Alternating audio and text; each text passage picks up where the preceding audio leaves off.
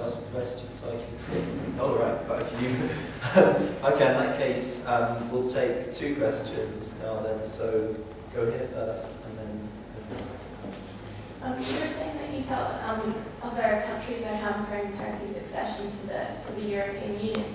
Do you not feel that their fears may be justified, given that you said that in the south of Turkey they had brothers in northern Iraq? Don't you feel that people's fears might be slightly justified about having a country with so many differences in a very Western Union? Yes, this is one of the reasons. Of course, we already heard this argumentation from eminent leaders of European countries, saying that if I may list the arguments against Turkey's membership, they say that Turkey is too big.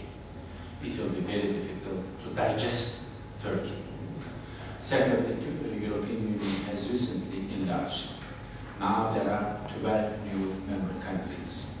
Some time should pass before another big country, big meaning, with the area, with the population. Now there are, the Turkish population is about 70 million. And when Turkey enters, I think that we will have the most member of European Parliament in the European Parliament because of the population factor and so on. And also, one important European politician said that he never imagines a Europe neighboring Syria, Iraq, and Iran. These are all arguments, I mean, that there are pros and cons.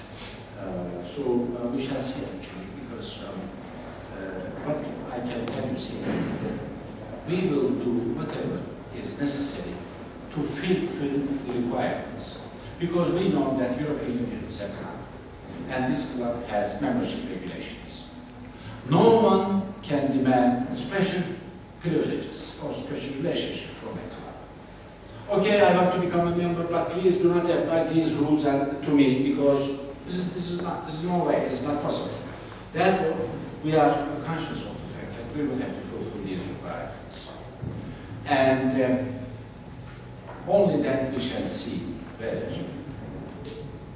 faced with a Turkey that has fully fulfilled all the conditions and Europe still hesitates, still is reluctant and so on, I think that then the Turks might make a decision also and simply say that, of course, that we are not also interested in the European membership. What shall we do? We have all the conditions about the reforms, more human rights, liberalization, democracy, and so on. Still, they don't want us. Let's finish it. They may say this. So it's rather early. We have a process.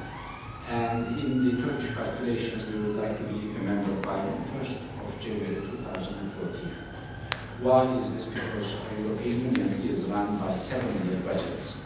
And the present 7-year budget is ending on the 31st of December 2013. So until such time, we shall do whatever is necessary to adapt the European Union laws and regulations. And we hope that by that time the Europeans also make their minds about Turkey, to take in Turkey or reject Turkey. This will be their decision. We cannot do anything on this. If I remember correctly, there's massive Turkish migration 1,000 years ago or so in Central Asia to modern Asia and Turkey. Given that familiarity and whatever within the Turkish people, is there much going on today between Turkey and the former Soviet republics in Central Asia? Yes. Is there something building those relationships? Yes. I have served in Turkmenistan as the Turkish ambassador. So I can testify to you that yes, the ties are real deep. And of course, in today's world, the main form of cooperation is in the economic field. Leaving aside Russian Federation, Ukraine, and other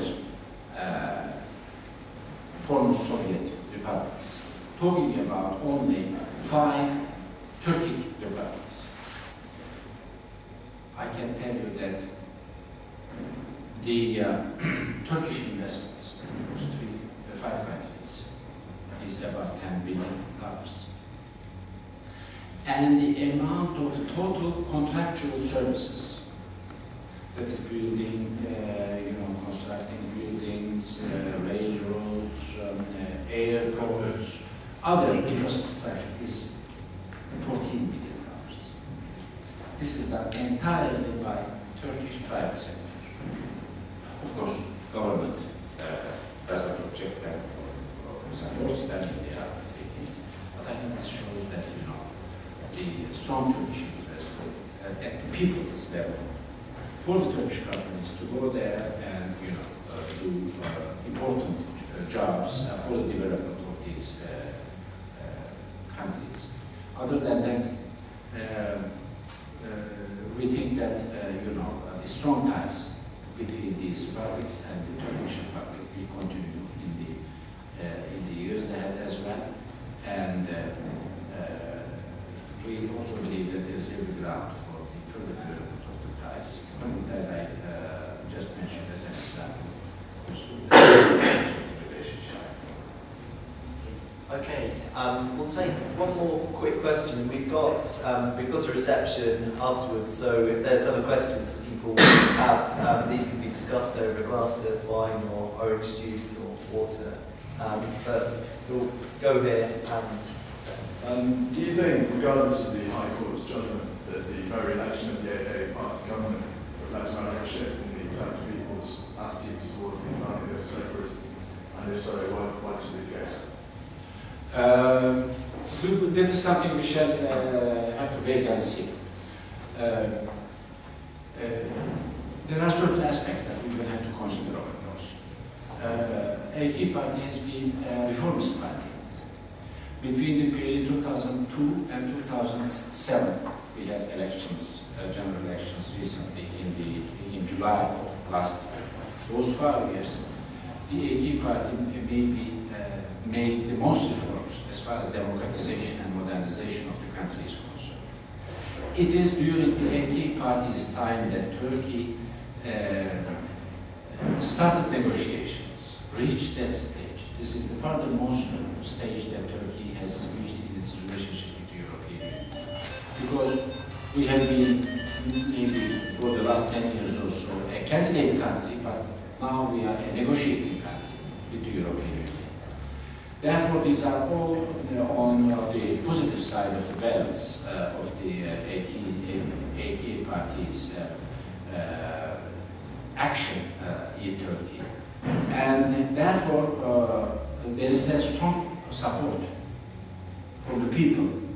That is why AK party won the elections with a majority of 47% of the votes. This is an immense support by the people.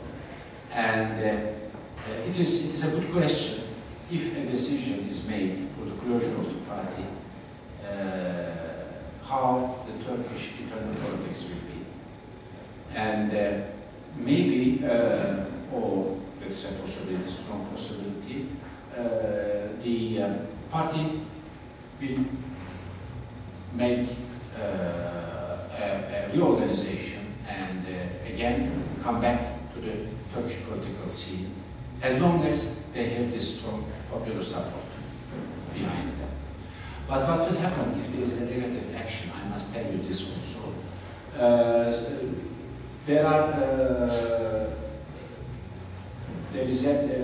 There's a possibility of banning certain personalities of the party from politics for certain durations. This is the penalty side. And among these personalities is one is the Prime Minister. And according to the Turkish Constitution, if a Prime Minister is faced with such a sentence and so on, automatically the government falls.